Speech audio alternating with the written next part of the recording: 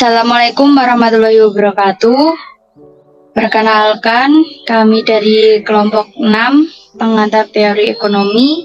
Di sini kami akan membahas tentang pasar oligopoli dan juga pasar monopoli serta kasus tentang pasar monopoli dan juga oligopoli. Di sini kelompok kami terdiri dari saya, Makfirono Herliza, NPM 22201030079. Saya Nikita Aswantika, NPM 22201030061. Saya Husna Karunisa, NPM 22201030071.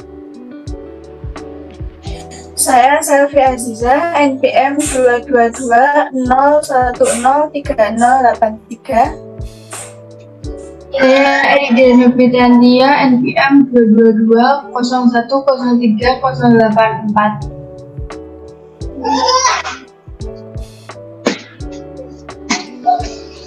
Baik, di sini kami akan segera mulai untuk menjelaskan tentang pasar oligopoli dan juga pasar monopoli.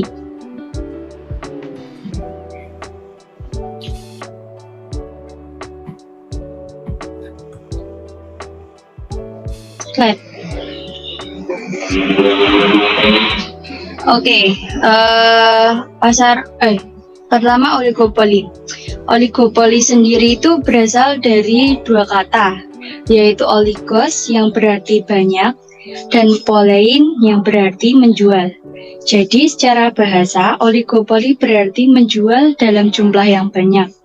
Sedangkan dalam ilmu ekonomi, pasar oligopoli adalah suatu jenis pasar di mana hanya terdapat beberapa produsen atau penjual untuk menyediakan keperluan dari pembeli yang banyak di pasar. Dalam kondisi seperti itu, maka barang yang dijual menjadi cenderung homogen dan sulit dibedakan. Oleh karenanya, pasar oligopoli tergolong sebagai salah satu jenis pasar dengan persaingan yang tidak sempurna.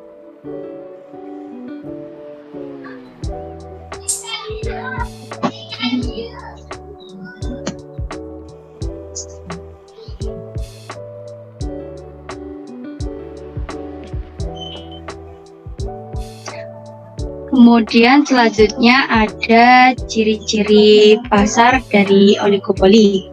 Yang pertama yaitu hanya terdapat beberapa produsen yang menguasai banyak konsumen di pasaran. Kemudian yang kedua, produk yang dijual itu cenderung homogen atau seragam, sehingga antara penjual yang satu dengan yang lain itu barang yang dijual itu sama semua. Kemudian yang ketiga adalah sistem harga menjadi kaku atau cenderung sama, karena produk yang dijual itu kan sama, maksudnya sama semua. Jadi itu kalau misal ada penjual, dia itu menginginkan keuntungan yang lebih dengan menaikkan harganya, pasti jualan dia itu tuh nggak terlalu laris, karena penjual yang lain itu tuh mereka bakal mematok harga yang lebih murah. Jadi konsumen itu akan memilih penjual dengan memilih untuk membeli di harga yang lebih rendah dibandingkan yang lain. Kemudian yang keempat adalah kurva permintaan dengan elastisitas silang yang relatif tinggi.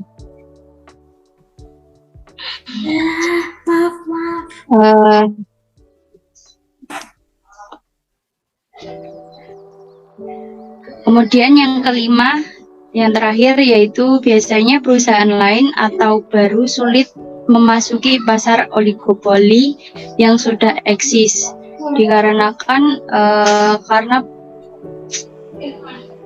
dalam pasar oligopoli itu kan barang yang dijual itu kan seragam sama semua. Jadi kalau misal pasar oligopoli itu yang udah eksis, udah besar gitu, biasanya perusahaan lain itu mau masuk ke dalam situ itu cenderung sulit. Lanjut.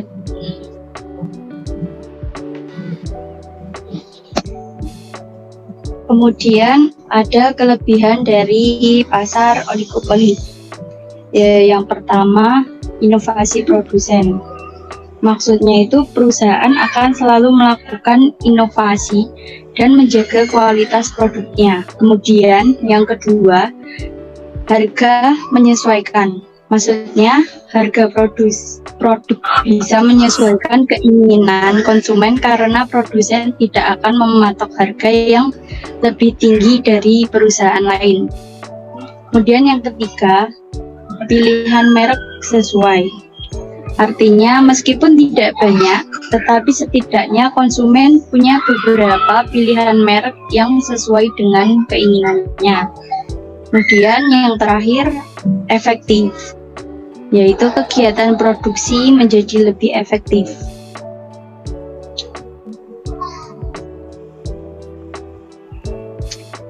Selanjutnya adalah kekurangan dari pasar oligopoli. Di sini ada 6 kelemahan dari pasar oligopoli. Yang pertama yaitu produsen baru sulit untuk masuk ke pasar sehingga pertumbuhan ekonomi cenderung lambat karena persaingan hanya terjadi di beberapa produsen saja. Kemudian yang kedua, sering terjadi perang harga antar produsen. Yang ketiga, kebijakan produsen terbesar sangat mempengaruhi pasar dibanding produsen lain di bawahnya. Kemudian yang keempat, peluang munculnya eksploitasi yang berlebihan dalam kegiatan pasar menjadi lebih besar. Yang kelima, cukup sulit untuk melakukan pemerataan pendapatan. Dan yang terakhir, yaitu kemungkinan adanya konsumen yang loyal sangat besar terhadap satu merek.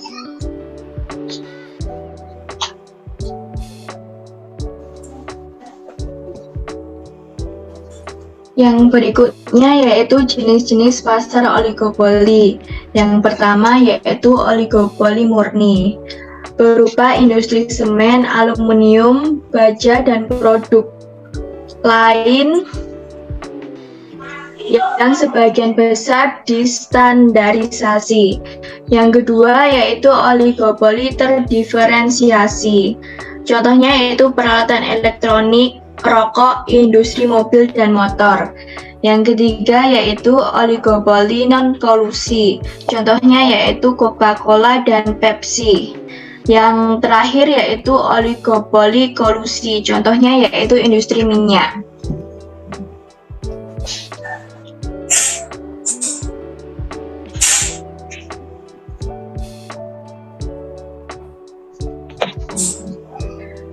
Berikutnya adalah contoh dari pasar oligopoli. Yang pertama yaitu industri semen, yang kedua rokok, yang ketiga jasa penerbangan, dan yang terakhir yaitu industri kendaraan bermotor.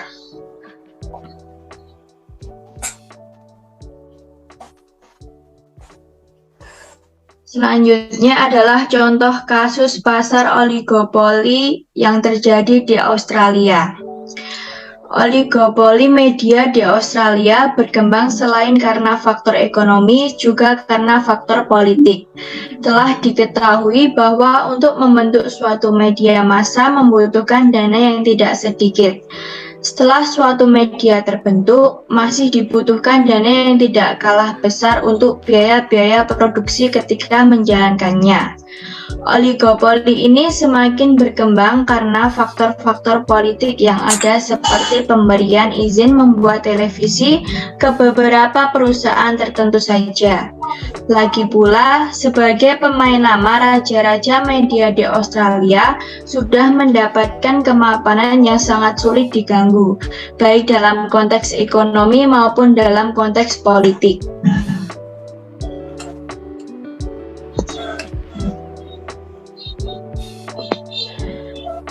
Media massa di Australia yaitu korelasi antara media massa terhadap politik dan pemerintahan lebih erat lagi bahwa terdapat praktek oligopol yang berlangsung di sana. Beberapa kritikus berargumen bahwa dalam konteks Australia, kekuatan media berkorelasi erat dengan siapa pemilik media tersebut. Media massa di Australia hanya dikuasai oleh segelintir pengusaha kaya, sehingga dapat dikatakan bahwa dalam konteks kepemilikan, media massa berlaku sistem yang sangat oligopoli. Oleh karena itu, tidak dapat disangkal bahwa sebanyak 12 koran terbesar di Australia, 11 dari jumlah tersebut milik satu orang konglomerat, yaitu Rupert Murdoch. Jadi masyarakat makin kekurangan untuk mendapatkan berita beda dari media utama.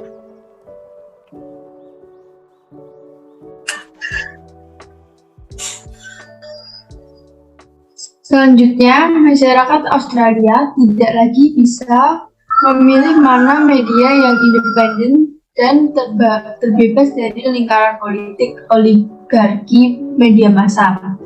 Karena jelas bahwa semua elemen yang memproduksi berita adalah mereka yang telah saling berinvestasi untuk menerbitkan sebuah berita. Maka masyarakat harus benar-benar cerdas mencari sudut pandang berita tersebut karena oligopoli media massa yang terjadi oleh para konglomerasi media massa. Media massa bukan hanya sebagai sumber informasi politik, namun juga menjadi faktor pendorong atau trigger yang dapat berimplikasi pada perubahan politik. Selain itu, masih banyak aspek dari media massa yang mengukuhkan dirinya menjadi pilar penting di politik dan pemerintahan Australia.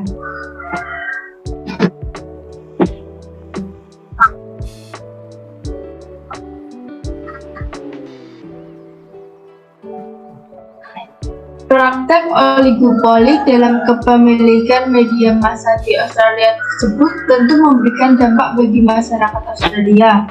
Yang paling terasa adalah dengan pilihan yang begitu, mereka tidak bisa memilih sumber informasi lainnya apabila ingin mengetahui isu-isu politik. Selanjutnya, pemilik media dan manajer-manajernya memiliki kesempatan untuk intervensi berita yang diturunkan oleh media tersebut. Peran media massa di Australia semakin terasa ketika masa-masa pemilihan umum. Sudah penulis sampaikan bahwa mayoritas media massa di Australia berkonsentrasi pada masalah politik. Tingkat konsentrasi mereka ini semakin tinggi hingga hampir seluruh halaman surat kabar. Di televisi juga di radio mengenai berita kampanye, foto-foto para calon pemimpin yang baru, dan iklan dari partai-partai, organisasi maupun individu. Dalam masa-masa ini dapat dikatakan mereka memainkan peran yang begitu krusial. Walaupun bukan satu-satunya faktor yang mempengaruhi suara masyarakat dalam pemilu.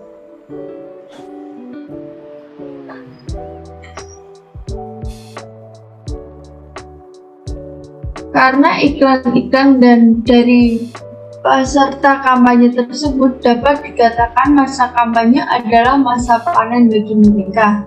Dinamikanya, harga iklan-iklan tersebut pastilah mahal, sedangkan di masa kampanye partai-partai politik tidak segan untuk mengeluarkan uang hingga jutaan dolar dalam rangka mengkampanyekan program-program mereka di berbagai media. Terlepas dari itu, kecenderungannya masyarakat juga akan mengikuti perkembangan kampanye sehingga rating ataupun jumlah penjualan iklan mereka meningkat. Selanjutnya, monopoli. Menurut Kamus Besar Bahasa Indonesia, pengertian monopoli didefinisikan sebagai pengadaan barang dagangan tertentu, baik itu di pasar lokal maupun nasional, dan sekurang-kurangnya sepertiga dari pasar tersebut dikuasai oleh orang maupun satu kelompok, sehingga harga dari barang dapat dikendalikan. Monopoli juga dapat diartikan sebagai keadaan bisnis yang dipegang secara penuh hanya oleh satu perusahaan saja. Pengertian pasar monopoli. Pasar monopoli merupakan suatu bentuk di mana ada penjual tunggal yang menguasai pasar. Penjual tersebut berkuasa untuk menentukan harga serta tidak memiliki barang sejenis yang hampir sama. Penjual yang ada di pasar monopoli disebut sebagai monopolis. Sebagai monopolis, mereka memiliki kekuasaan untuk menentukan harga. Ciri-ciri dari pasar monopoli yaitu yang pertama, hanya terdapat satu penjual saja. Yang kedua, terdapat banyak pembeli. Yang ketiga, dalam memasuki pasar terdapat hambatan yang besar. Yang keempat, tidak ada barang pengganti yang serupa. Dan yang kelima yaitu perusahaan lain sulit masuk ke dalam industri. Kelebihan dari pasar monopoli yaitu diantaranya yang pertama, dapat melindungi hak kekayaan pada individu di mana terdapat potensi guna mengembangkan inovasi nantinya yang akan dibutuhkan. Yang kedua yaitu pemerintah dapat berperan untuk melindungi sumber daya alam dan efisiensi dari produk ataupun jasa dalam pasar monopoli.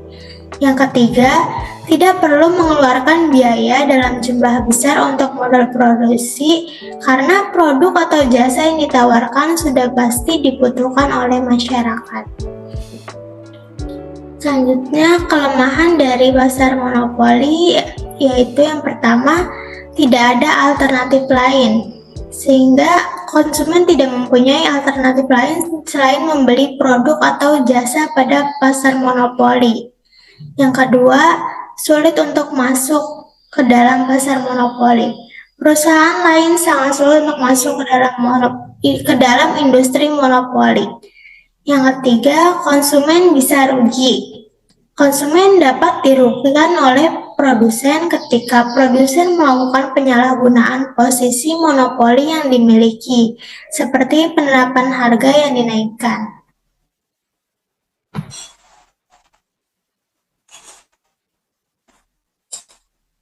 Selanjutnya, jenis pasar monopoli. Di sini jenis pasar monopoli ada 3. Yang pertama, monopoli alamiah. Jenis monopoli ini terjadi karena adanya iklim dan lingkungan yang mendukung.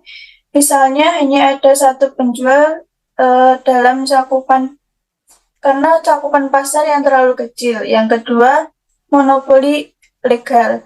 Jenis monopoli ini ada karena dikehendaki oleh undang-undang dan hukum yang berlaku.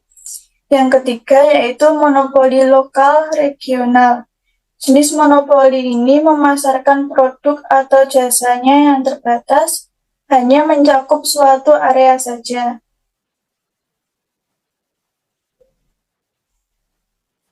Kemudian contoh pasar monopoli yang pertama ada PLN, Pertamina, PDAM, dan Bulog atau Badan Urusan Logistik.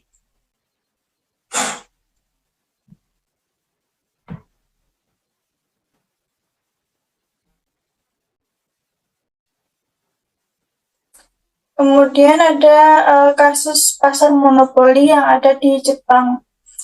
Apple Jepang diduga melakukan monopoli. Pada hari Rabu tanggal 1 Juli 2018, regulator Jepang mengatakan bahwa Apple Incorporation melanggar aturan anti-monopoli.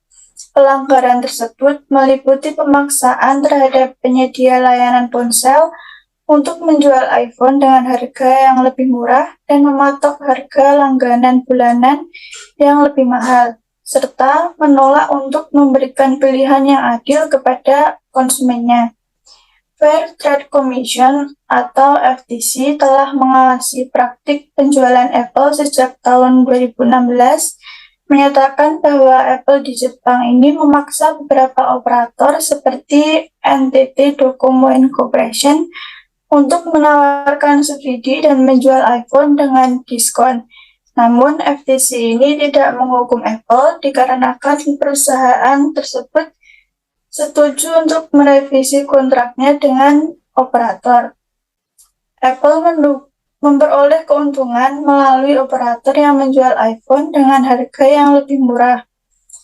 Untuk menutupi kerugian, Apple mengunci para konsumennya dengan kontrak yang menguntungkan selama 2 dan 4 tahun, kata FTC.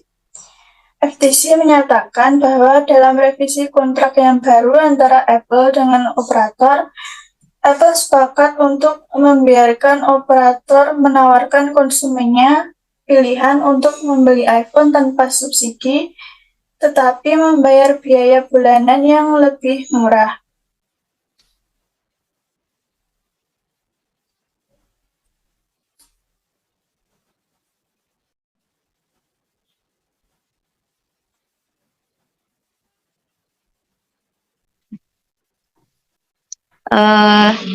Sekian presentasi yang dapat kelompok kami sampaikan. Kurang lebihnya kami memohon maaf apabila ada tutur kata yang kurang berkenan. Wassalamualaikum warahmatullahi wabarakatuh. Terima kasih. Apaan tuh?